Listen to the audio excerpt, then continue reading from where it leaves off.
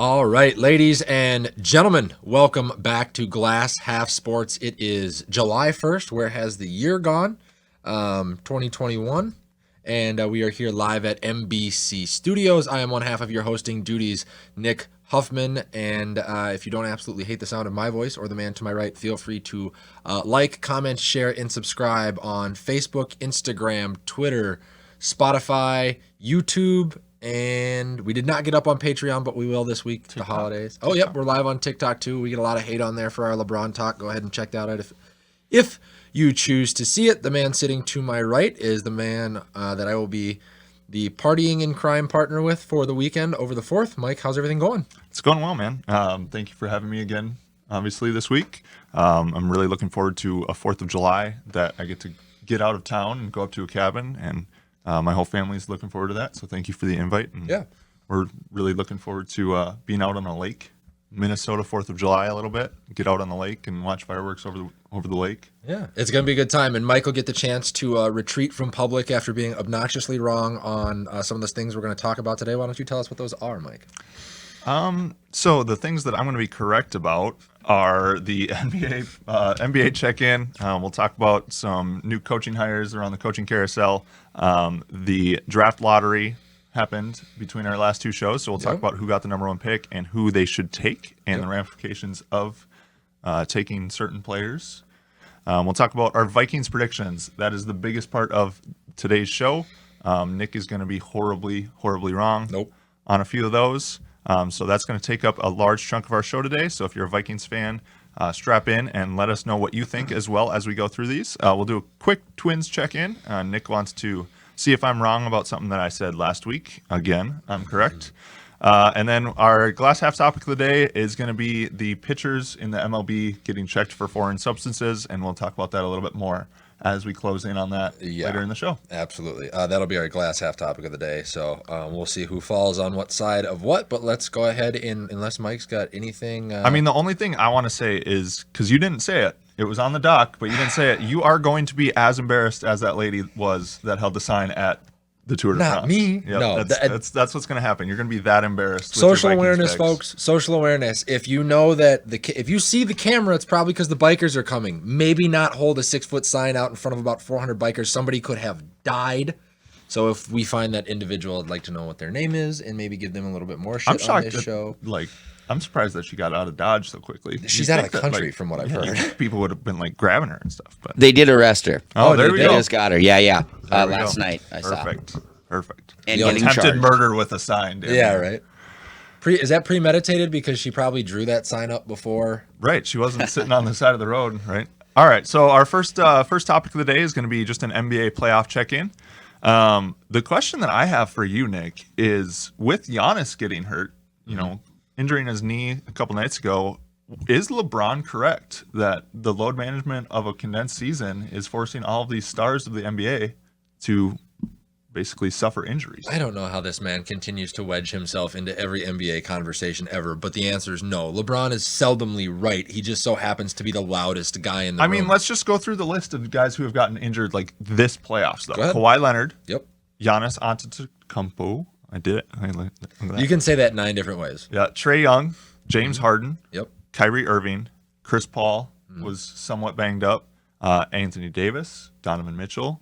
I'm sure I'm missing a few. These are the league's biggest stars getting hurt when it's crunch time. Then the league's biggest stars, the front offices and the coaching staffs, need to do a better job at preparing. And sometimes ticky-tacky injuries, some of these things that are nagging. Giannis doesn't have any actual structural damage to his knee. He's got a hyperextension because he's playing hard. Right. Trae Young, it was a freak roll of his ankle. Those are young stars. Those guys are going to be able to recover. I have always felt that when LeBron came out and started talking about load management and all this other stuff, that it was more due to the fact that he just knows that he's old and he's looking for a way to extend his career and his legacy. Sure. More than it is, a straight up care or concern for his fellow players. And so that it's tough to say. This was a condensed season. They stopped and started in a very short window, especially for the teams that were contenders in the playoffs, and a lot of them returned back to the playoffs this year. I think with an extended offseason, some of the guys are going to go play in the Olympics, so they're going to learn from top stars in the game how to better take care of their bodies and then bring that back to their organizations, and then they get that longer a larger amount of rest time. You're going to have the rookies that come in. They're going to fill out some rosters. You're going to have fans back, which is going to generate a different level of energy as you get back into a regular schedule. So I don't foresee this being something that's going to hinder the NBA or the way that this whole thing plans out moving forward or plays out moving forward. But so you don't see an asterisk being next to the champion from this year as well, just because of the condensed season? Or no, because you're always going to have to overcome something, right? Like if you didn't, then that's when much like LeBron, well, if it was easy, everybody would do it. Exactly. Like you're not going to get a 4-month break before the playoffs start. That's not how the NBA works, Well, I think it was an interesting point that you brought up that LeBron is one of the older stars, if not the oldest star in the league, and he's the one complaining about load management. And he's also been the one in back-to-back or multiple seasons now with serious injuries that he's trying to the man has played. This man has played hard for the entire time he's been in the NBA. I will always give him credit for the volume of effort that he outputs when he's on the floor, in the regular season and so on and so forth. But dude, you're getting old. Sometimes time just catches you. Right. Not everybody is Tom Brady. You know what I mean? And even he had shoulder surgery or knee surgery or whatever this last offseason. So you just got to learn to work around it, man. You can't just shut up and show up for work.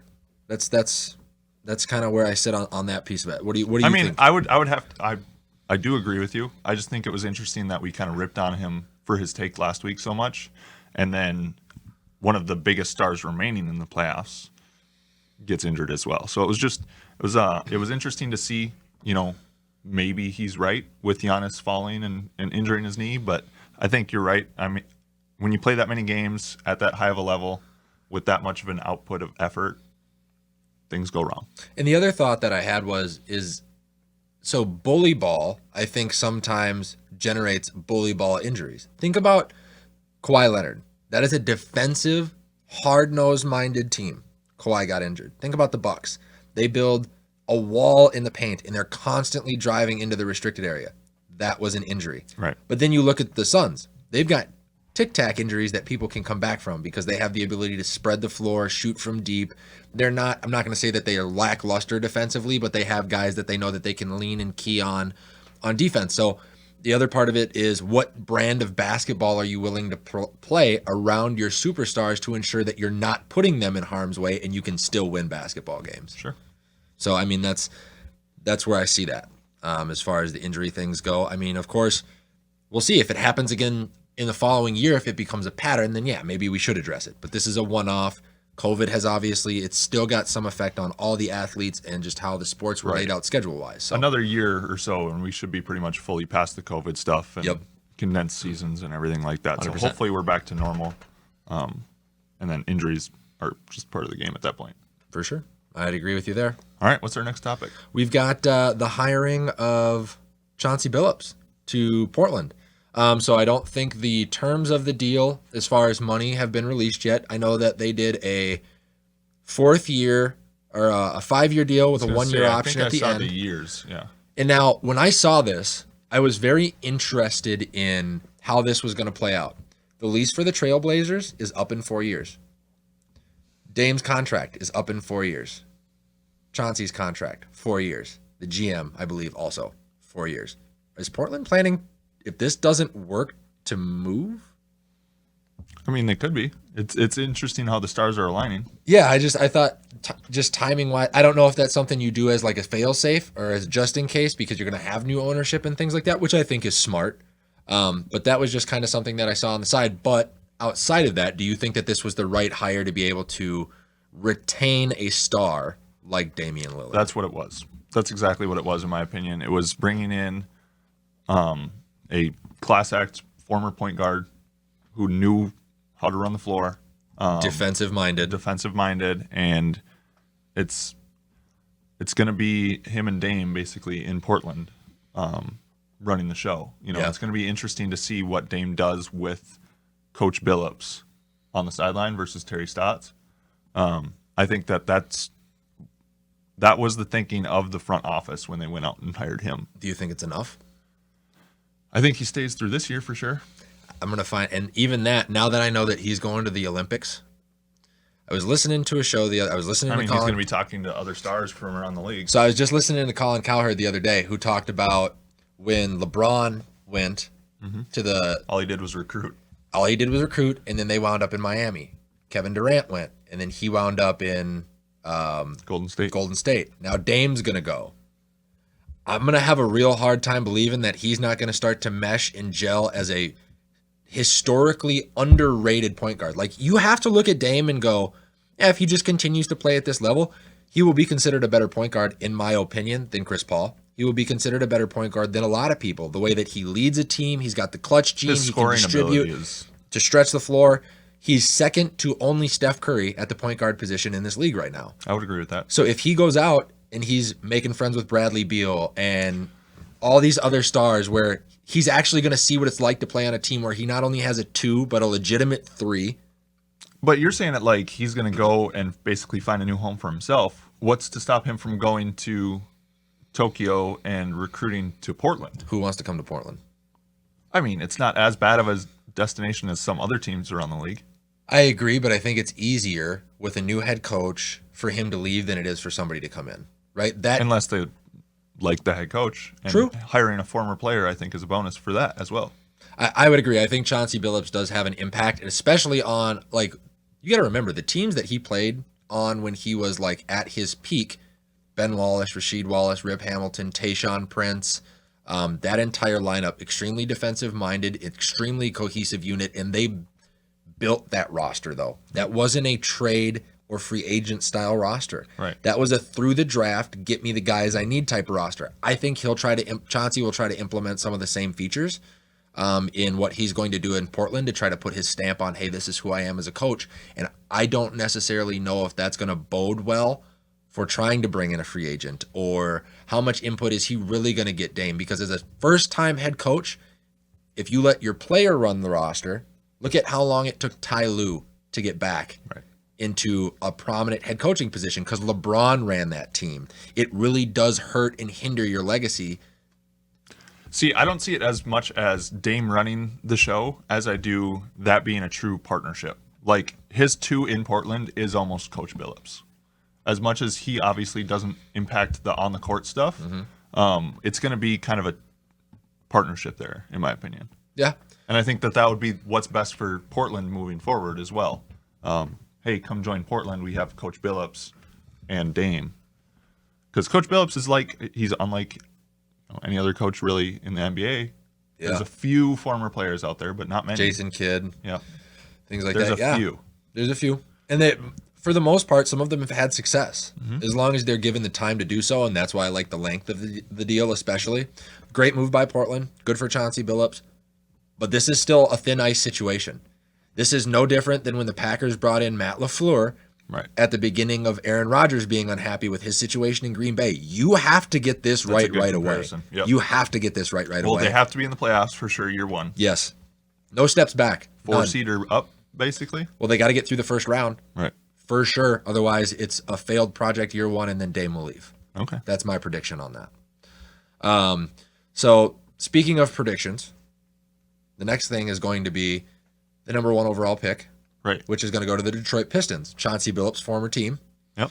Okay, and I'm very, very interested to figure out what's going to happen with, is it going to be a guy like Cade Cunningham, who only worked out for the Pistons, by the way, has not worked out for any other teams, but the Pistons have worked out or are going to work out Jalen Green, and they have said they are starting to look at G League players in a different light than some college players. Like, it's starting to catch some steam. So, Mike, if you're the Detroit Pistons, is it Jalen Green or is it Cade Cunningham? And it could even slide down to be guys like Suggs or Mobley as well, because if you look at Detroit's roster, the cupboards are kind of bare. They could address any position and make it the staple of their franchise. So who is it for you? So for me, if I am the GM of the Detroit Pistons right now, I'm still taking Cade. Okay. But I do not blame them in any way, shape, or form for basically working out other options. Okay. Right? If you have the first overall pick, I don't care what sport it is, you better do your due diligence, because you can't miss. Yeah. You cannot miss on that pick, right? So, like the Timberwolves have four or five times over. So I think it's going to be Cade Cunningham. Okay. That would be my prediction if I had to put money on it. Is there a specific reason why? Is there something about his game or what he brings to the table that you think he's the best scorer in the class, in my opinion. Okay. He's just, I don't know. I think he can elevate that team quicker than anybody else can. I don't know if he necessarily has the highest ceiling, but the impact day one is highest with Cade Cunningham. I wouldn't be too shocked, though, if it's a Jalen Green. Yeah, and Gabe, we have those Jalen Green highlights. If we can run those, I just wanted to run them while I was talking to Mike about something. So recently we've seen LaMelo Ball, Luka Doncic, and some of these guys coming over from overseas, where instead of playing in college, they go and they play in a pro-style system, and they come in and they have an outrageous immediate impact on a franchise. So if you're going to look at the G League as a developmental, right, I'm pretty sure you could take a G League All-Star team and put them up against some of the pro teams that you see overseas, right? So you could put it up against some of the pro teams we see here. Right. Some of those bottom feeder teams are not good. So my question is, how can you look at that knowing that it's proven, right? The first time it was a theory with Luka. Now it's a proven entity kind of with LaMelo, who played overseas, got some professional acumen, filled his body out, knew what it was going to be like to bang against grown men that are competing for NBA roster spots.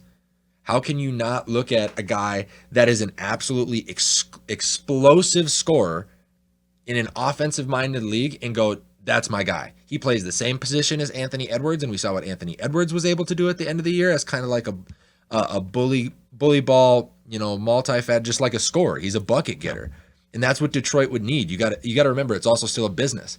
If you got somebody that's exciting like that puts butts in seats. I mean, that's what I'm saying. I definitely think that they need to take a look at him. But there's a reason that Cade Cunningham has been kind of the consensus number one pick for the past, 3 months? It's tough for me, man. I would do your homework, Detroit. Yeah. But I think you're going to end on Cade Cunningham. Okay. So the follow-up question to this is, if it does become Jalen Green, if they go to work him out and he blows them out of the water, his body's matured, he's got a good game, he understands the pro style pace of play, so on and so forth, and he gets the number one overall pick, how big of an impact is that going to have on the future of NCAA basketball as a whole? Because now, I mean, besides when guys were coming straight out of high school, this will be the first time that a non-NCAA pick comes in as the number one overall, I believe, unless there was a foreign player that has done it in the past, and I can check on that, obviously. But is that going to have an outrageous impact if you're the guy at 18 and you see that, oh, no, he did the G League thing. He didn't have to deal with all the media hype. He didn't have to sit around and go to class. The only thing that he really did was played basketball, and it worked. How quickly is that top 100 pool going to drain into the G League instead of going straight into the NCAA? I don't think it matters whether or not he's the first pick. Really? I think it's being shown already because he's going to be top 3. Yeah. Right? So I don't think it really matters if he's the number one pick or if he's the third pick. I think it's already shown that there's another path for these athletes to take. You don't have to be poor and eat ramen in a college dorm room and play college basketball. Well, and that has changed a lot now, too. Yeah. We got the announcement that pretty much everybody can make money off endorsements. Right. Every NCAA athlete can now basically be their own marketing company. Yeah, which is insane, and that's going to be And I think that's because of things like the G League. The So NCAA is on their heels right now. So how can you level, right? How can you level out? Because these guys are making money. Because what was it, 300,000 or something like Something that? like that, yeah. For a top guy like him to come and play? You couldn't tell me, and this is just me because I'm not a classroom guy, right? Like I was never somebody who was going to sit in a classroom. That's why a big reason why I didn't even attempt to go walk on and play any sort of college ball or whatever. This is a huge upswing that you can just play ball and they're going to pay you at 18. I don't know. The NCAA has an issue on their hands for sure. They definitely do. To be able to offer an 18-year-old kid hundreds of thousands of dollars and you can be the top 3 pick. That's what I'm saying. I don't think it really matters whether or not he's the number one pick in the draft. Yeah. And to answer that question, I think it is. I think it's somewhere between $100,000 and $300,000. It's dependent on who you are. Yeah. Right. You're going to have an agent. You're an adult. Yep. It's not going to, your mom's so not it is a going to professional negotiate. Contract. You're not going to negotiate. Your mom's not negotiating that deal. Right. You're going to have an agent that's going to go, this is what I think my guy is worth. So the one downside to signing with, say Jalen Green signs with a G League team and injures his knee. loses his contract with the G League, he's now been a professional athlete. He can't can go no back to longer college. go back to college. So that's one big thing that these athletes need to think about, especially after they come out of high school, is if you commit to Duke and tear your ACL, Duke will still be there. Yeah. If you go to the G League, you have no other options unless you are lucky enough to sign another G League contract after that severe injury. Yeah. And that's, like I said, it's high risk, high reward. Right. I actually saw somebody, and I wish I could give them credit on Twitter, and I'm going to start getting better at doing this, that said, so Adam Silver's thinking about introducing that midseason tournament, right? But he's got it tied to the draft. I think they should do it like baseball. I dislike it. And if they did it this way, do it like baseball. You have that midseason tournament, and if you win it, it should be a pick from any player in the G League you can add to your NBA roster See, that'd be interesting. I don't know. to make an immediate turnaround. See, the thing about the midseason tournament, though, is which teams play in the midseason tournament. Then, if it's your idea, you would have like the bottom feeders. Yes.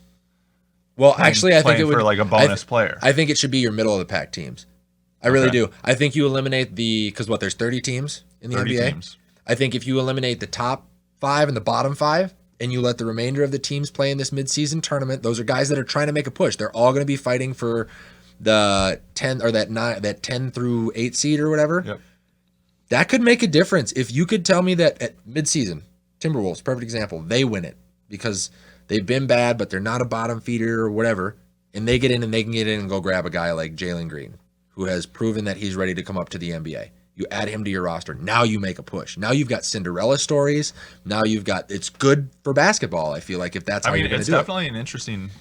That's probably the one that I've liked the most out of all of the different scenarios for a mid-season tournament that I've heard. But, Hell yeah. I mean, just because you brought it up, though, I would say that I'm watching the NBA playoffs more this year than I ever have. It's because Braun's not in it. It's not necessarily because Braun's not in it. That's a part of it. It's because the teams are different. Yeah. Like, there's different guys. Chris Paul is going to his first finals In ever. 16 years So, for Chris Paul, by the way. little Good for clap. him. Good Yep. for him. You still think Bucks out of the East? That's going to be tough. I'm going to have to watch this I mean, Trae Young is banged up too, though. I'm going to have to watch this next game very, very closely because I think the Bucks without Giannis are a team shooting blanks. I mean, I what are the really, Hawks without really Trae do. Young, though? I mean, Herter can look at the NHL or MLB. Yeah, it's the same. It's the same process for those guys with those tournaments, right? So, but the Hawks without Trae Young, Herter, and some of those guys were able to put the ball in the bucket. Yeah. You know what I mean? So they've got bucket getters, guys that don't have to exactly like go to the paint. Boban Bucks have Bogdanovic Chris and Middleton, and but got their some players. games are all played because you made a point to this. It's one star. The Hawks are one star with role pieces. Everybody understands their role. And even when Trae Young was out this last game, you had Cam Reddish step up and play, who hadn't played considerable minutes since who was February. a dude at Duke, by the way. Yeah, with RJ Barrett and Zion. And he hadn't played significant minutes since February, but because he understood his role, he got some minutes and they played a great game.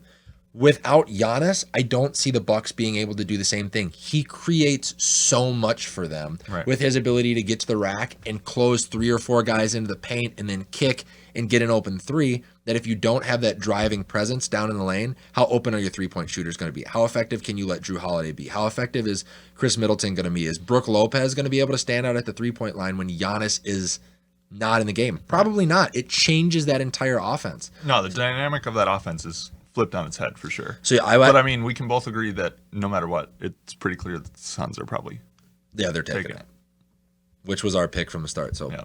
Bump. All right, folks. Speaking of picks, woohoo! Yeah, let's pick some winners, folks.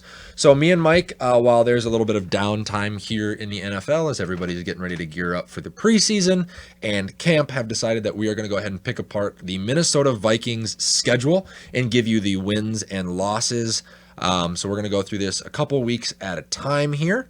And Gabe, whenever you're ready, you can give me my first 4. So we open on the road to Cincinnati and Arizona. And then we go come back home for Seattle and Cleveland, and I've got us taking all 4 of the first games. Okay, here's why. I think subpar offensive lines for Cincinnati and Arizona is going to allow all of that defensive front that we just got installed to gain momentum very quickly and have a massive impact. Guys like Sheldon Richardson, Daniil Hunter is going to be out to prove something because he's in a contract year now. Yep. He's going to be looking for money. You've got the young guys that are going to be ready to go. The linebacking core is pretty sturdy. And as much as those guys have a lot of offensive weapons, we do have enough on the defensive side of the ball to go ahead and neutralize that. And then those defenses aren't good enough necessarily to slow down a Vikings offense. So we can take the first 2 games on the road with, I think, relative ease. I think the Arizona game obviously is going to be a whole lot closer than the Cincinnati game. But then when you come home, we've got Seattle at home. Seattle, once again, who are we going to see on that offensive line? We really don't know. And I think the reason we don't know what we're going to get out of Seattle's O-line has a lot more to do with the fact that Russ buried them in the offseason. Are they going to step up for him? Are they going to allow him to extend plays and let Russ cook after Team 3 came out and spent the entire offseason pretty much blaming it on them? So I think we can come home and get a win there. It's not like it's a primetime game, so I'm not too terribly worried about how Kirk Cousins is going to perform. And then we go to Cleveland. Now, this is going to be a prove-it game. This is a resume game, if you ask me. Okay? Playoff team from last year. Playoff team from last year. We match up very well at every position, if you ask me. Their O-line versus our D-line, deadlock match. I think with what we've added on the O-line versus their D-line and what they've lost, deadlock match. Our weapons versus their corners, match. Quarterback play, match. Running backs, match. Everything. So what it's going to come down to is Mike Zimmer and the new offensive coordinator going to be able to remember who Stefanski is well enough and use that to their advantage to neutralize what he goes to as his comfort calling plays. Right. And I think we can bring that one home. That is going to be the momentum builder that's going to kick off the next 4 weeks, which was what we'll talk about next, and get us off to a hot start to where we're not feeling like we have to press or do anything, stupid in following games because we've started in a hole. Sure. Okay. You agree with any thoughts on that? You're mostly correct. There we go. So, Gabe, when you get a chance, if you want to throw up my predictions for what I used to call the first quarter of the season, because there used to be 16 games, but the 17th game is throwing a wrench in that. So, again, Cincinnati, I think that's just a weaker football team than we have in Minnesota. I would say that's probably a 2-touchdown victory. Yep. Joe Burrow is still, young. I think he has potential to be one of the best quarterbacks in the league, but coming off an injury as well, facing a very stacked, experienced Vikings defense. I just don't think he's able to do enough to carry the Bengals, and that's basically who they have at this point is Joe Burrow carrying them on his back. On one leg. You still don't know how well he's going to come back from the ACL too and how comfortable he's going to be facing probably one of the best defenses in the NFL week 1. The best defense. Arizona, I think that's going to be a very tight game.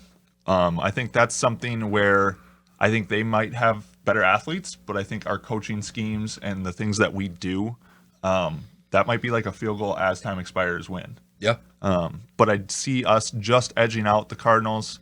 As you go into week 3, we're facing the Vikings' Achilles heel, and that's the Seattle Seahawks. They've had our number for 20 years, it feels like. Yeah. Even when we have a 27-yard Ever field since goal. Wyatt left. I mean, that was just a part of it. That was a symptom of the issue. I think it's just something mental block-wise, and I'll talk about that a little bit later with another game as well. But it seems like we just cannot get past the Seahawks. Yeah. That'll be a close game as well. 2 3-point victory for the Seahawks, unfortunately. And we open the season at home with a loss. But we rebound the next week. Cleveland comes to town, noon o'clock. Stefanski in his return to Minnesota as well. Like you said, I think it's a very evenly matched game between the two teams. Similar styles as well. They both like the zone game in the running game and then booting off of that.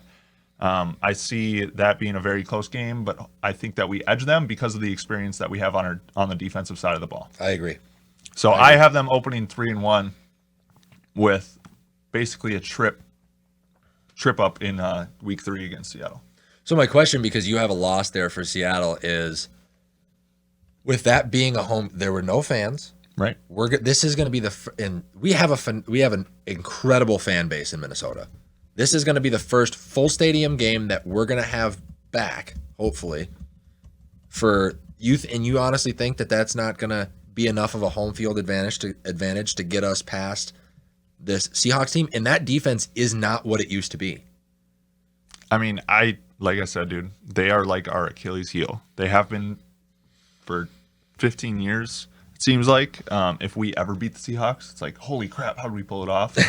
I mean, Russell Wilson seems to play his absolute best against the purple and gold. No matter if it's snapped over his head or out of bounds. Right. Like 3 minutes left in the game, snapped over his head, he still corrals it and makes a nuts play. So I don't know. I personally just don't see us getting by them. Yeah, it's going to be a tough game. I think that'll be the closest of the opening four. Yep.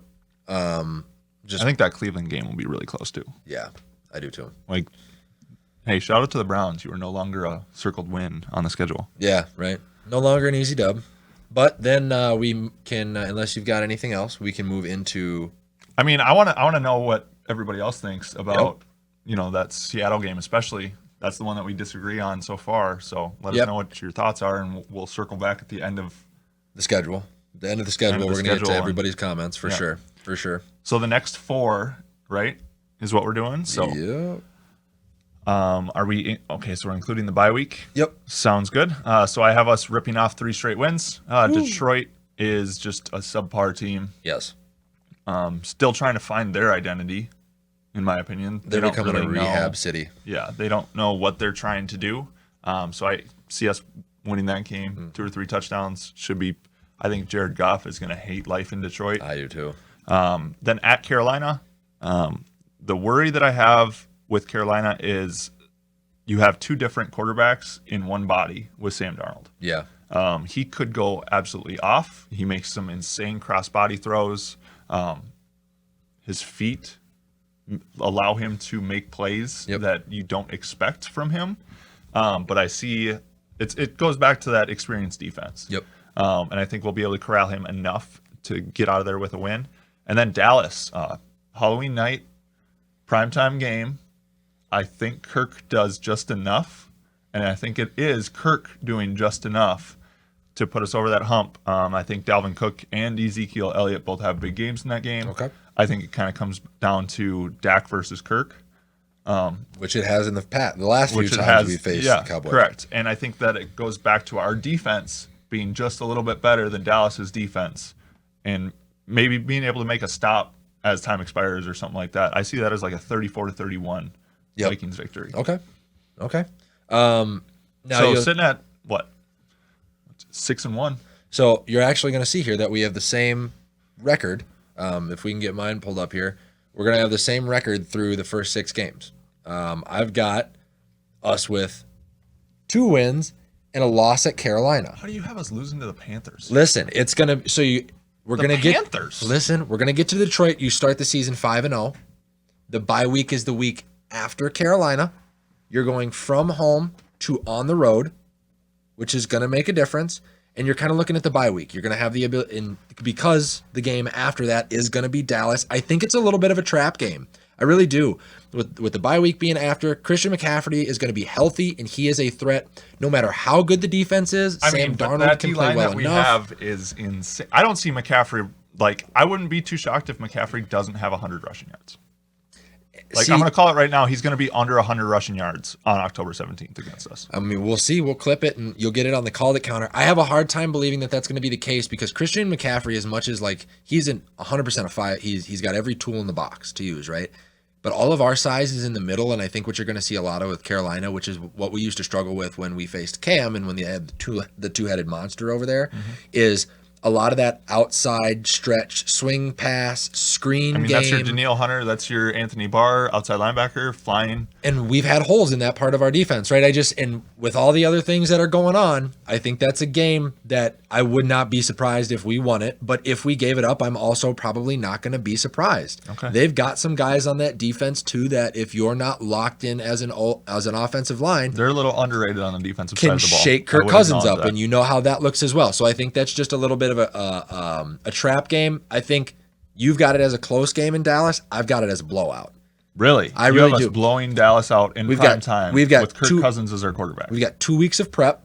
I don't know about that one. We don't know what Dak's going to look like. Ezekiel Elliott is regressing rapidly.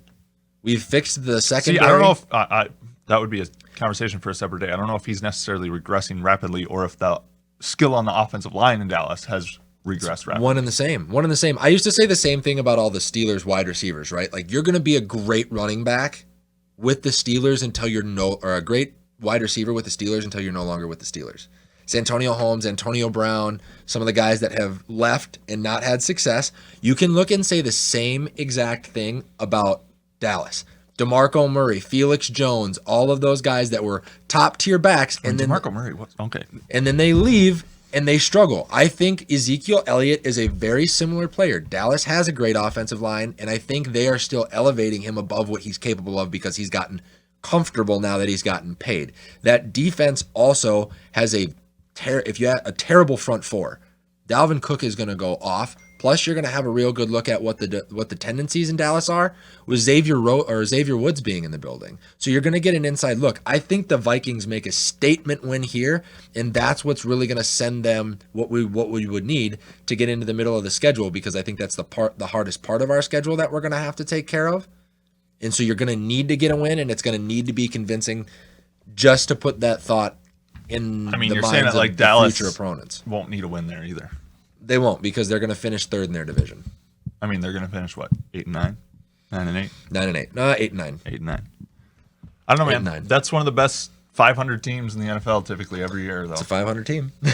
You know what I mean? So you can't really. That it is. But all right, so we can now kick over to let us know what you guys think about the second. Oh, and then my other question was, do you think this is a good or bad time to have the bye? Do you like where this is placed? It's almost too early. I was thinking that, but I like what it allows. Depending on how, like, if you're on a roll, you don't want it late in the season, though, either. Because it interrupts momentum. It's not a horrible bye week, but it's not where I would pick. Because if you have some banged up injuries, coming off the first, 6 weeks, they get an extra week to heal, get a primetime game in, and start the, second half of the season. But I would put it, like, almost right before that Green Bay game. That first one. I would actually have preferred it to be before or after where the Dallas game is at if you would have flipped them. But I do like where it's at because of the young coaching staff. I think you're going to get a really good snapshot of what your team's going to look like for the early part of the season. You can take that week off and do a lot of self-scout before you get into what's going to be the most difficult part of your schedule. Right. So I don't think it hinders us, but I don't think it's in the perfect spot either. Sure. So I think you're next, right? Yep, that would be me. And if you want to toss up the next couple of games, this is where it gets tough for us. Oof. So this is going to be hard. So you get the win at Dallas. It's probably going to be an emotional statement win, and then you have to. And you think it's a blowout? I think it's a blowout. You're wrong, but all right. So then you got to fly out to the East Coast, right, and take on Baltimore. That's a contender. That's a team that will punch you in the mouth. Yes, and it's physical, and they're big, and Lamar is He's unpredictable. And older defensive-minded head coaches struggle against mobile quarterbacks. Yep. They always have. That's true. So I would not expect – I wouldn't be surprised if Lamar absolutely goes off. I would say the same thing about the Chargers. We don't have a whole lot of game film still on Herbert. You're going to have to make the cross-country flight out to L.A. to the West Coast for that. Teams never fare well when they travel that way. So I think – it's going to be an offensive shootout. The defense is going to be gassed in that, and they've got guys like Keenan Allen, Mike Williams, Herbert's over there. So I think they have just enough talent to get a win there. And then after that, I think a win in Green Bay without Rodgers will be good. It'll steady the ship a little bit. But then with Bosa, so you're straight up calling it Green Bay does not have Rodgers. Yeah, I don't think he's playing. At least not for Green Bay this year. Okay. And that could change, but it's a home game, so I'd still give us the win there. Yeah. Even if he is with us. And then San Francisco, with Bosa being healthy, they've got Trey Lance waiting in the wings. Jimmy Garoppolo is going to be on a prove-it year. Deebo Samuel's a year older. George Kittle's going to be healthy. Trent Williams is coming back. They've got a lot of weapons, and they've got to win over us in their house before in the playoffs just a few years ago. So I think we go 1-3 here. But the key is going to be, I want to know that all these games are close. They need to be within 7 points, because if we can do that, that'll show up late in the season when we may have to come back and face these teams and make the adjustment. Because one thing I've always said about Mike Zimmer is it's very, very, very difficult to beat him twice. I was explaining to a kid that I coached the other day that I'm such a big Vikings fan that I will record the game if I can't see it. And then even if I know that they lose the game, I will go through and watch it. And he's like, why do you do that? And I was like, I want to see how we play. Did we play well? Was the effort high? Was our assignment and alignment correct? Or were we completely just getting our shit kicked in for 60 minutes? Yes. And I think that's a big statement to the way that Mike Zimmer coaches. Yes. Is even in games that we lose, we look good most of those games. Yes. It's extremely difficult to beat the Zimmer Vikings by 2 or 3 scores. Yeah. It's extremely difficult. So I would lend credence to that point that you made, that even if we lose to a good team on the road, if we can make it close and show that, hey, we are a better team in the NFL here, we're a top tier team, that will help us moving forward. I agree. It carries momentum even if you take an L. As long as you play well, right? And like I said, it's hard to beat him twice. Right. It's very difficult to beat Mike Zimmer twice. You know what I mean? I don't think we've been swept in the division since he's, by a specific team. I may be wrong here. Since he's taken over as head coach. We had that 1 year where we only won one divisional game. Okay. But outside of that, though, that's his track record. Much like everybody knows that Andy Reid's always going to get the win off the bye. I don't think you can beat Zim twice. So I'm almost comfortable losing these 3 games if they're close, because late in the season, he's going to make the appropriate adjustment, and I trust in him to do so. Sure. What do you got? Let's switch back to my picks for those few games here, just so I can refresh my own memory, because I'm pretty sure, So I would agree with you, going at Baltimore. That is a top 3 team in the AFC, at home, coming off a big primetime game against Dallas. Yep. It's difficult to ramp up emotions 2 weeks in a row like that. We saw that in Philly. Correct, in the NFC Championship game a few years back. So I would say that that's an L, and unfortunately, I'm actually going to call that as one of the few games that we don't play super well in. And I would say Baltimore takes that one 31-17. Okay. That's probably a 2-score loss. I think that's a game where you're going to be watching it as a Vikings fan and saying, these are not the same Vikings that I watched last week. They're going to be flat-footed. Energy's not going to be super high. And I think it's just going to be a little bit of a carryover from the week before. Gotcha. Because I still think that Dallas game is going to be a tight, emotional, one of those types of roller coaster games where we pull it out by a few points at the end. Yeah. So with that type of emotional high, it's tough to bounce back the next week, especially against a perennial power in the AFC. The next week, though, we travel to Los Angeles. It goes back to the experience on our defense, goes back to who we have as our head coach, and that guy is damn near still a rookie quarterback. Yep. I think Herbert is going to be having headaches trying to read the Vikings defense. 2 or 3 picks for him. Vikings win by 2 or 3 touchdowns. Okay. I actually had this game. I had that game very close. I almost gave us a win against the Chargers.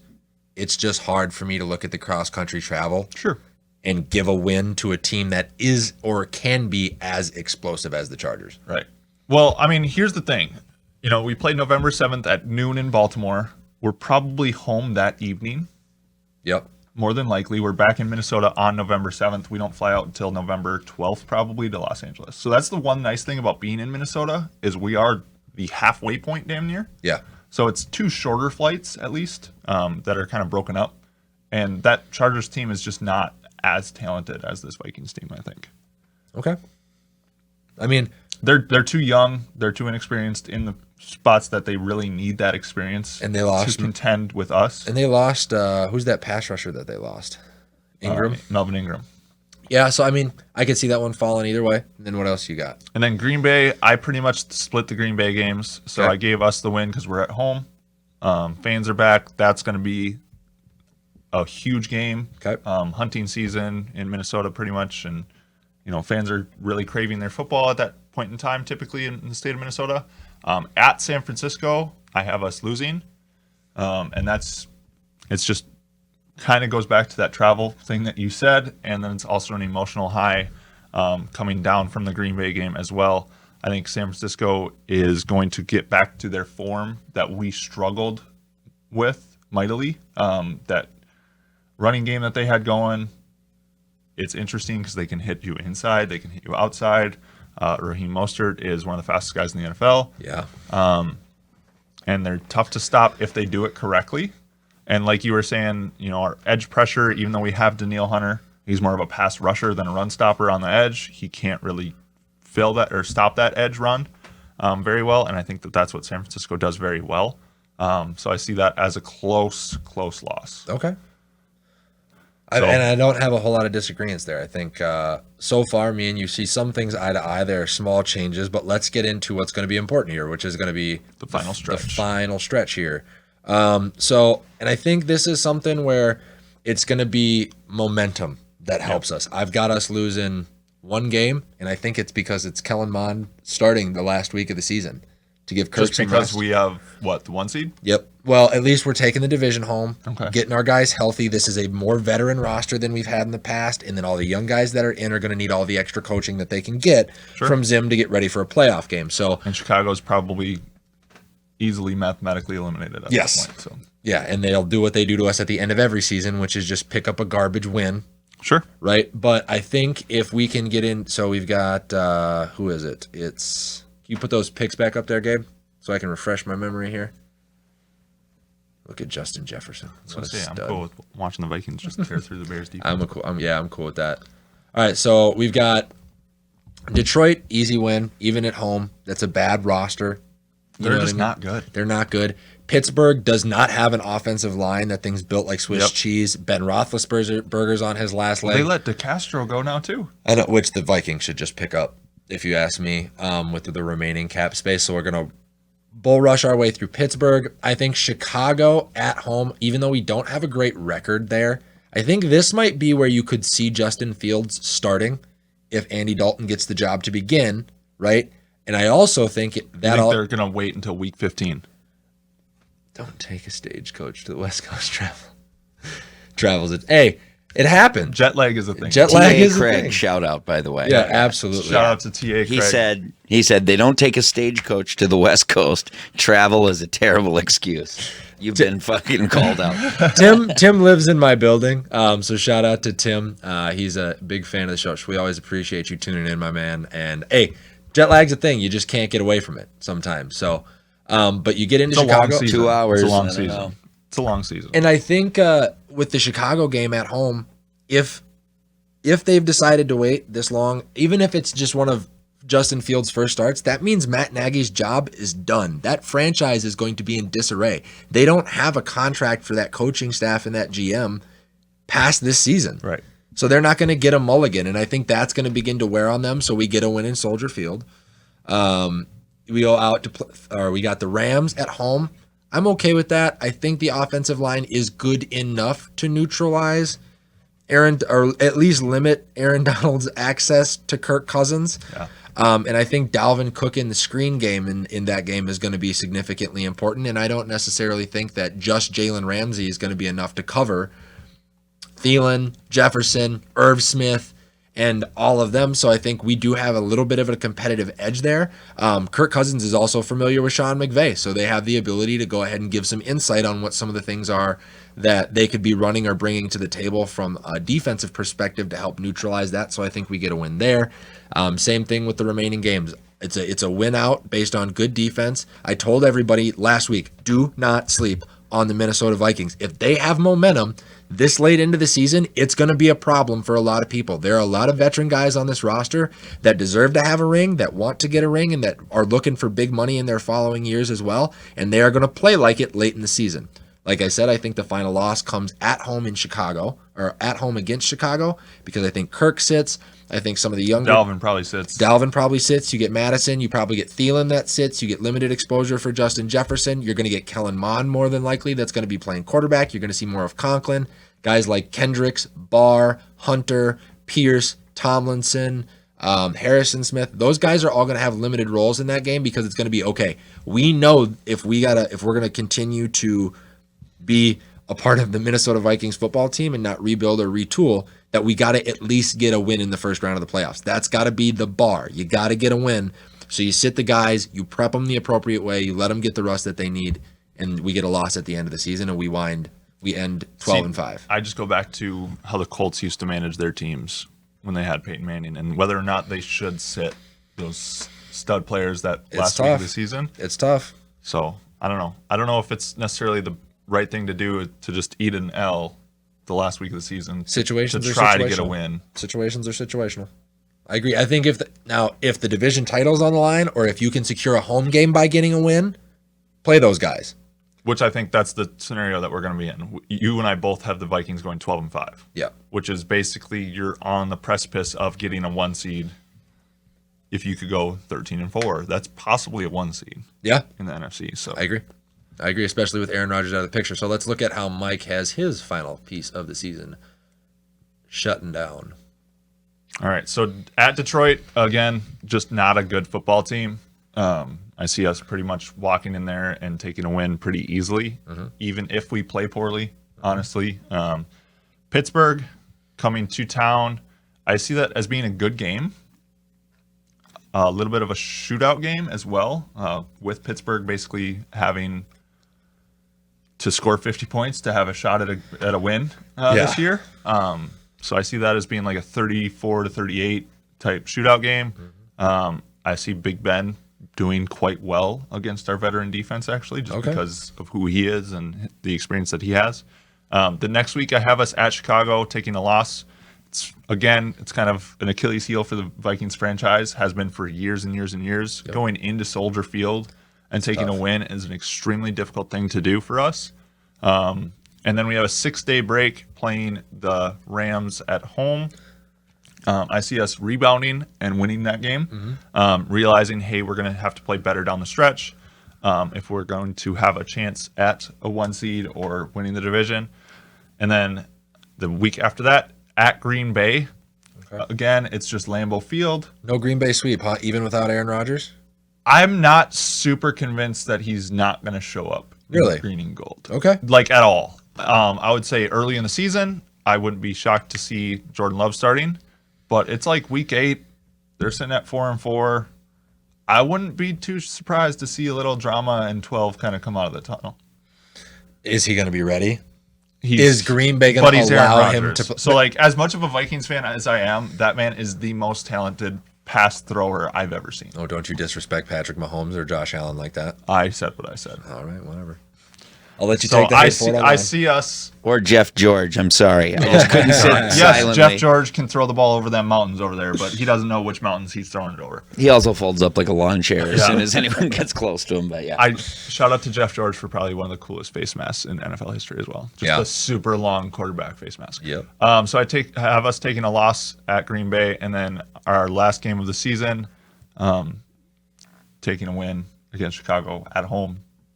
Again, it's kind of that split. It's tough for us to win at Chicago, but we're typically the superior team. So when we do come back to the safe confines of US Bank Stadium, I see us taking a win there as well. Okay. So that is finishing 12-5. So we both got him at 12-5. Yep. Which is good. I'm super ecstatic if that's how we end it. So the question is now, is 12-5 enough to get a division win with or without Aaron Rodgers, or a division title? And then is it enough to get home field advantage in the first round of the playoffs, which I think is going to play a massive role in how successful the Vikings are in the playoffs. There have been more and more people since this stadium has opened that have come out and said that this place is a nightmare to play in when we're at home, and that you got to get a home game. It's a nightmare for a few reasons. Like, I actually played an all-star game in that stadium like a few years back in the dead of winter in Minnesota. So the air in Minnesota in the winter is dry. Very. You get into that stadium and you literally have cotton mouth like that. Like, you walk in the door, you can't breathe. So not only is it loud and you can't hear yourself think, but you basically can't breathe unless you have water going down your throat pretty much 24/7. So it's a difficult place to play in, especially late in the season. You get into those January months in Minnesota where the air is dry anyway. Yeah. Like, you can't breathe in there. Yeah. I agree. Is it enough to get a home playoff game? 12-5, I think, is enough to contend for the division if 12 plays. Okay. If 12 doesn't play, we win the division easily. I don't think there's anybody even close. Maybe 9 wins with the second best team in the division. Who would it be? I would probably pick maybe Green Bay. Just that team itself is pretty solid. I would say the Bears have the Or potential. the Bears. I wouldn't be too shocked to see Detroit do something like 7 wins. They always have those like 5-week stretches where it's like we're they're a 5-0 good team. in the last 5 games, Yeah. then they'll lose 7 straight. So I wouldn't be too shocked to see them just maybe make a run, Okay. especially with a new quarterback. Hey guys, I got to ring in here because we're getting some message board action, Yeah. and Yeah. you're still getting just eviscerated on the on the traveling thing. Yeah. So we got TA Craig is going to lose his shit. All right. And then Tevin Pittman rings in with a. You'd be surprised the private jet doesn't have enough leg room, and the in-flight snacks aren't great. So yeah, they're. I mean, I no matter think it's how a you good fly, debate. though, you're still a human body, and Yeah. that jet lag thing, and like you're hopping on a jet after playing a professional football game for 3.5 hours. Like you have bumps and bruises anyway. Like I mean, I flew down to Florida a couple weeks ago, and I just it's not easy to It's just not. fly around. It's like not. it's really not. And hey, Jet lag is still supposed to be the time like you're not supposed to get jet lag from a 2-hour flight. Right. It's When supposed to be you're reacting to the time Right. change. And Yeah. but I mean, I know what you're saying. It does happen, obviously. But I mean, but, travel yeah. has an effect on the human body. Yeah. Baltimore to LA, and hey, I say this all the time: men lie, women lie, numbers don't lie. Right. And we saw a stat when we went out to LA to play 2 years ago. I think we played the Rams too. We played the Rams 2 years ago, and I think it's like 25% of teams that do the cross-country travel thing on back-to-back weeks get a win. So that's a 75% chance based on numbers alone that we don't get. that we don't get a W, and it's hard to overcome that. So I think even if you're a coaching staff, if you're self-awareness, right? We talked about this last week. If you know that that's what's in the statistics, prep accordingly. Like, just know that you're more than likely going to have a real hard time pulling that game out. Don't get anybody hurt being dumb and trying to get a win when the deck is that far stacked against you and hinder yourself further down the line. Play a good football game. If you take the L and move on. So I see us, to go back to what we were talking about, I see us being a top 3 team in the NFC Yeah. and contending for the NFC Championship game if we play well. Well, that's what I was going to say. So that's the standard, right? I've Right. said this time and time again about Kirk Cousins. NFC Championship game or bust. That's what he was brought here to do. If we don't get to one, do not give him any more money. Let him walk out the door. I don't care if you got to trade him this next season, if you're going to play him through his final year and then hand the keys over to Kellen Mond. NFC Championship this year with all the talent you have on this roster, or sorry, dude, start looking for another team. I would have to agree with you. Like, honestly, as crazy as it was, I was definitely the Case Keenum camp. Same. I have always enjoyed watching the Vikings be a powerhouse running football team and playing great defense and having a quarterback that's been able to do what is needed to get the win. Yep. And the fact that we went to the NFC Championship game with Case Keenum and Alexander Madison as our running back that year as well, because Dalvin was injured.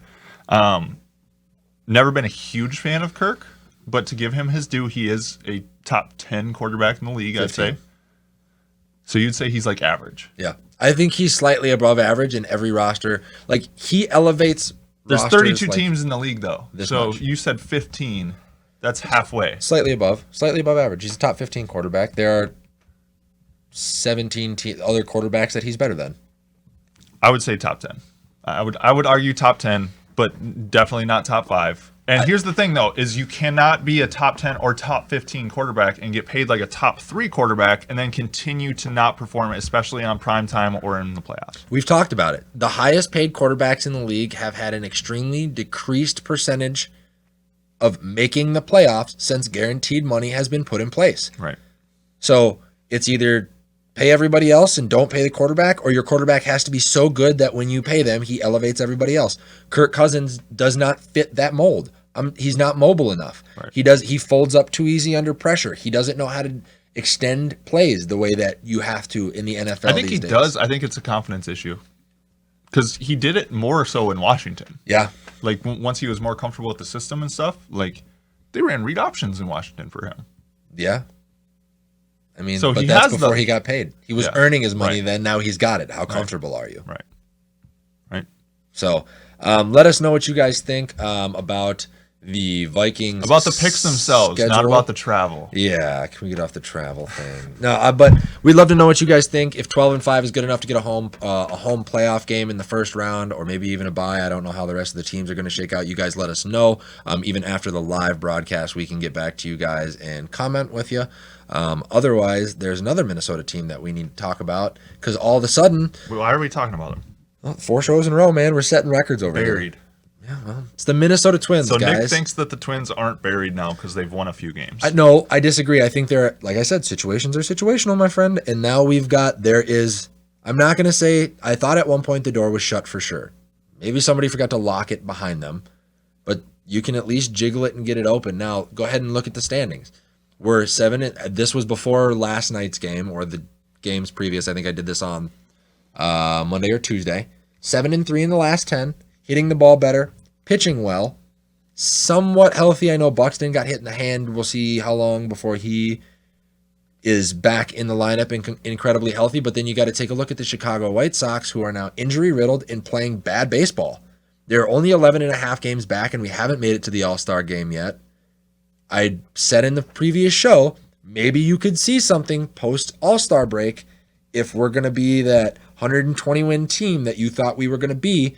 No, Is I this said the we start need to of that? play like a 120-win team. This is what that would be. It would be a 120-win version. Is it enough? Can you get 11.5 games back from the White Sox between now and the end of a 162-game season? I mean, I wouldn't be shocked to see the White Sox not at the top of the division at the end of the year. Then who would it be? I mean, Cleveland's 2 games back. And I don't think they have the talent to sustain either. They've stayed in that spot pretty much all season. Twins are buried. I disagree with I don't you, think man. that they can continue to play that type of baseball they would have to play that way pretty much the rest of the summer. Yeah, no, And and I that's what don't I'm see it saying. happening. That's what I'm saying. They're 11.5 games back, but they're also a half game ahead of the bottom feeders of the division from being in last place in the division. Oh, and you saw that? Okay, so they went 7-3 in the last 10, and they're a half game up on the last place in the division right now. Like they're done. They're done. I'm just saying. They can't stay healthy. Our bullpen is trash. Our starting pitchers are not living up to what they need to be doing. How many months of baseball is there post the month after the All-Star break? So All-Star breaks in Let's mid-July. go trade deadline. Mid-July. Well, when's the trade deadline? I think it's the end of the month or that first week of the following month after the All-Star break. So you got typically. August? Yep. September. Yep. November. So here's what I'll say. October, but October. I don't think there's any regular season games in October, is there? Maybe like the first week. Yeah. So here's what I'll say. If you can get to the trade deadline and you can close that gap down to 8 games, go get somebody and We're give the yourself Twins, a dude. chance. We're not going to go get anybody. I'm just saying, go get somebody because there are going to be some guys on the block and make a run. If that is larger than 10 or larger than 8.5 games, then you need to start calling up your youth and give them their run. I mean, here's the thing, too. If the Twins do go get somebody, it's going to be somebody who's 5 years past their prime. Like Josh Donaldson.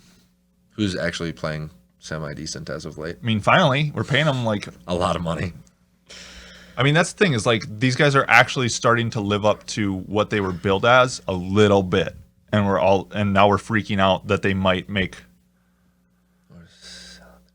So Tevin Pittman says, is it better for the Twins to make a run and come up short or sell at the trade deadline and prepare for next year? Unless they have a historic finish to the season, this year is finished. And that's my whole point. Is we've they talked would about literally have to play bananas baseball the rest of the way through to, I mean, sure, is it like we could do it in Twins fashion and win the division in the 163rd game And then get booted. and then get booted at at 4-0 with the Yankees or someone like. But I think that bodes well. We talked about it with the Timberwolves, right? Lose early, and it was. I said the contrary, but lose early, win late. In that scenario, if you make the playoffs, then it's we're a piece away. Then it is inviting for free agents. Then it does give you a reason to extend Baldelli. Then it does give Barrios and some of the stars. I mean, that I you're don't gonna think try the to blame is on retain. Baldelli. I really don't. I think it's more injuries than anything else. But that's going to go They back to can't the stay staff. healthy. Who's on that staff? That's not. You know what I mean? Health is a part of who you hire as your staff. Sure it is, but it's also part of who the player themselves are. Like, True. Dude, honestly, it as unfortunate as it is, there are injury-prone players, and there are players that are not injury-prone. That's true. And sometimes it's one injury away, like you tear your ACL, you're going to come back, and all of a sudden now you're an injury-prone player, and there goes your shoulder, and there goes your other knee. It just kind of happens like that. It's a domino effect. Buxton cannot stay healthy. Miguel Sano cannot stay healthy. Yeah. Josh Donaldson got hurt in the first inning of the fucking year. Like, we have a bunch of players who are injury-prone. So, sure, when they're all together and they're healthy, do they play well? Sure.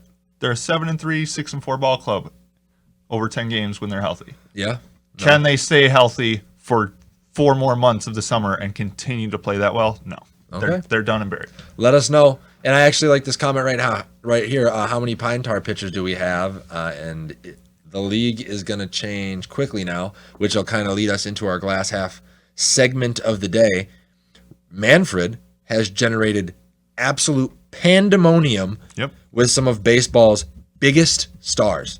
Correct. With this checks and balances on spider tack, sunscreen, and whatever else is going on the ball. And Gabe, if you want to, we can run those clips of guys getting checked. They're not happy about it. Romo's was probably my favorite.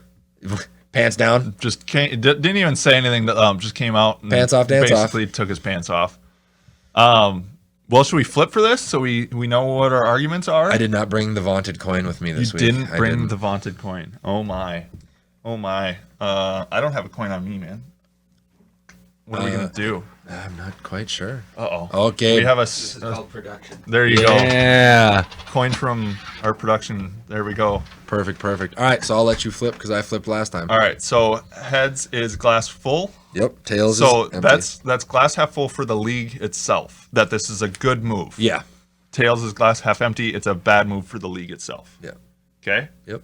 Oh jeez. Jeez, loud noises. Heads. So I have glass half full. I'm cool with that. Damn it. Have at it, Mike. All right. Well, I guess it just goes to the integrity of the game itself. Okay. Baseball is kind of romantic in a way, and like baseball has a special feeling to it that other sports don't in a way, right? So no matter what, you're going to be 60 feet 6 inches away. The plate is going to be specific, width. Pretty sure football and basketball courts are the same size. Well, I get that, but like at the same time, it is different, right? The hardwood is a different color everywhere you go, and like it's you could play grass or turf in football. So like I don't know, baseball. There's something special about baseball that hasn't changed in over 100 years. It's the exact same game that Babe Ruth and all those guys played in the early 1900s, right? So I would say it's a good thing because there's new substances every day that people use for a myriad of things that they do. Yep. That pitchers could be slipping on the bill of their cap or under their waistband that they can put on the ball to make it rotate more. Mm-hmm. Or, hey, I'm going to throw a knuckleball and I'm going to put this stuff on my knuckles that's going to help me push off in a different way. Or it's basically, it goes back to the integrity of the game is going to be held up. Okay. Now, do I think that they're doing it in the right way? I'll just say no because I don't want to help your argument. But I think as a whole, this was something that needed to happen and it needed to be cracked down upon because I think the statistics back it up. The spin rates on these baseballs that we've been seeing this season are higher than ever before. Way up. Yeah. No, this is, I had a huge conversation with this last weekend with some of my family members. This all falls on Manfred. I solemnly and wholeheartedly believe that, right? You can't. And that's an advertisement from YouTube. Yeah. High production value. Somebody grabbing a banana. Yep. I don't know if we want to be associated with whatever's going on there. But you're right. Baseball is romantic. They've been doing this with sunscreen and rosin bags or pine tar that goes too far up bats or whatever the case may be since the 1920s. You can't all of a sudden be like, nope, we're not doing that anymore. I mean, wasn't it always an unwritten rule, though, that you're not supposed to do that? Right. And, like, you're supposed to be sneaky about it as a pitcher. Like, hey, you're not supposed to do this, but we're going to look away really quick. And what happens when we look away is... What's the first rule of Fight Club? Don't talk about Fight Club. So leave the fucking pitchers alone. Sure. That's what I'm going to have to say about this. Because it's no different than when hitters were corking bats, choking down steroids, or using... They stopped all three of those things, though. Yeah. All three examples that you just made... they stopped I agree. because of the integrity of the game I and the agree. respect they have for the game of baseball. I agree. Do it off the field. Do it off the field. Okay. Find a way so to like I correct said, these I don't individuals necessarily off agree the with field. how they're doing it. If you're going to do that, what you need to, and I will also make an argument with the more we learn about pitching as a science. I was a pitcher, you was a pitcher. On a dry day, you do, when you're throwing hard, come to worry about how safe that guy in the batter's box is when you can't grip the baseball. Right. There is a certain level of safety, and if the pitchers at the top of their game, Cy Young Award winners, are telling you it's not enough for me or Aroldis Chapman or whoever else, these guys that throw 104 miles an hour to keep the batters safe, then you have to, as a league, behind closed doors in the winter, make an adjustment. If you don't, that's on you. I mean, I don't think it was the safety of the players, though. Let's be honest about That's this. what the pitchers will tell It was you. not the safety of the players in the batter's box. That was not the reason that agree. Rob Manfred made this move. No, I agree. What was the reason? Because Batting averages- statistics were plummeting. And you know where this probably came from? This probably came from when they juiced the baseballs. And all of a sudden, every pitcher's ERA was in the fours. Rob Manfred has done this to himself. When you tinker with a game that is all about tradition and unwritten rules, this is going to be the result 110% of the time. He's got guys using Apple Watches in the playoffs. He's got coaches stealing signs. He called his own trophy a piece of metal. He is not the right move for baseball. And if you wanted to correct this as a whole, I would be trying to get him removed before anything else, because then you need to get somebody at the table who's willing to negotiate with these players and make it a safe game that people actually want to show up to and watch. It's already, baseball tickets are already. Look at the crowd. There's Yeah. nobody there. It's because baseball games are 5 hours, and now you want to give And now you're coaches- making it longer. Now you want to give coaches the ability to go ahead and call out when a guy's rolling in the So middle I of the will inning. say this, though. One thing about it is I think that they should be charged a challenge. I agree. Like, you're more than welcome to challenge the opposing pitcher and see if he has substances on his hat or, on his waist or wherever it Mm-hmm. may be, but it costs you a challenge. I don't think it should cost you a challenge. I think it should cost you the base runner. Really? I agree. If you go out, So now you're tinkering with the mid- game itself, though. but more. if that's how Manfred wants to do the game, let's run it all the way out that way. If you go out and check a pitcher and there's no substance on him, that guy that's standing in the batter's box, if you're wrong as a coach, he's going to first. No. Yes. Wait, he wouldn't be. Wait. You would be the hitting team challenging the pitcher, though. So you would get rewarded for being wrong? You get what I'm So following he would be inning, whatever the basically case. called out Yeah. at the time. That's what I'm So trying now to it's say. going to start affecting that batter. I hate that. Well, then that's dumb but as that's hell. how you're going to have to do it. That's dumb as hell. That's No. how you're going to have to do it, because then No, because you got to find a make way it to level challenge. Make it a challenge. How many challenges do they get right now? 2? it. I think they can go out and do because you can They can do review that things, as many times as they want. which is what's wrong. That's what's wrong. I agree. But it's not a substance. It's Dirt not is a substance. Water's it's a not substance. A foreign substance from the game of baseball. Me right? wearing sunscreen on a 90-degree day is not a foreign substance to protect my skin either. But if you're going to tell me, Yeah, I but if you're can't sitting there mix it rubbing with the rock- baseball on your fucking arm, that's a little different, right? So, here's the thing. I'm sure you've seen the movie Major League. Yep. Okay, so for all of our viewers out there, that's what they're trying to prevent. Is I can't remember the character's name in the movie, but the older pitcher in the movie Major League, he's going through. He's like, I got Crisco here, I got some Vaseline here, I got some maple syrup under. Like, that's what they're trying to stop. Is like that type of shit. And again, there's always been an unwritten rule against it, and pitchers have basically done it. I'm sure they've done it sneakily Always. up to this point. We've got a guy in the Twins you have roster. 2 options. Either 1, stop doing it and have better command of your pitches. Yep. Or 2, get way better at sneaking it. Bardol, yeah. There's a whole list of them that he had. Well, I Like, mean- he had some on his like on inside his of hip, on his and hip. well, but you So- got it's an off-field thing, man, because this makes baseball But how do you catch him look red-handed bad. if it's off field? You're not going to, and that's going to have to be the way that it's done. I'm sorry, you're going to have to deal with. You decided to juice the baseballs, which probably resulted in this. So now you're going to have to wait till the end of the offseason, like they did with the baseballs, to try to figure out what's going to be appropriate for the sport. If you do this on field, it gives the entirety of baseball a black eye, and they're having a hard enough time right now inviting in young fans to keep this thing rolling. So what I Versus think the gives the traditionals. game the black eye is the constant checking. So like especially the Max Scherzer and Joe Girardi situation, right? Girardi said that he's seen Max Scherzer pitch 50 times over his career, and he's never once rubbed his hand through his hair the way that he did. Bummer. So that was his argument, was that he had put something on his hair that he was then rubbing his hand through his hair and then placing that foreign substance on the baseball. So my whole thing is where that got crazy was the second and third time that they checked Max Scherzer for the same thing. Because he was rolling. Girardi can tell you all he Allow wants. him to check it once, make him use a challenge for it, and move on. If you lose the challenge, you lose the challenge. You cannot use it throughout the rest of the game, just like a challenge at first base with a base runner. But you're not, that would basically stop Joe Girardi from checking him the second and third time, which is, in my opinion, where the black eye on the game starts to appear. But that rule's not in place. So now That's what I'm saying. That's what I would change. I wouldn't call the batter in the batter's box out because the manager wanted to appeal the pitcher having substances on. Yep. I would say it's going to cost, if you want to challenge it, that's fine. It's going to cost you a challenge. That would expedite the game as well. I don't think that's enough. I really don't. So you're going to call the batter in the batter's box out. So now you're affecting a batter's career statistics. Find the right way to do it. That's not the right way, though. Well, baseball has forever been a game of overcorrections and dilation. Let's overcorrect. Run it. Let's do it. Because it's only going to get us past this mess. I mean, this is your even overcorrection faster. already, though. So you're going to overcorrect and overcorrect? Yeah, we're going to continue to adjust until it gets so bad that they have to, because that's the only way to fix this. This is unheard. Dan Patrick on the DP show said the same thing. Knock it off. Leave this shit alone.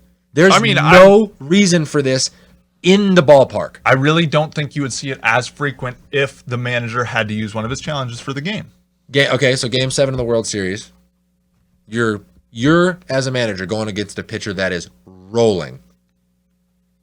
You go out there and is he constantly rubbing his elbow as he's rolling, or is he just rolling? That's my point. Is he but like it's a competitive rubbing the bill of his cap as he's 0-2? He's rubbing the bill of his cap. Here comes a curveball that breaks like no other. It only gives the offense another competitive advantage for you to be able to go out there, ruffle his feathers by him getting checked, slow down the pace of the baseball game, give the batters the opportunity to breathe, maybe come up with a hit and run. I mean, you could ruffle the pitcher's feathers the exact same way if there's a close play at first and you challenge that play. It's going to slow down it's the same argument for a rule that we already haven't.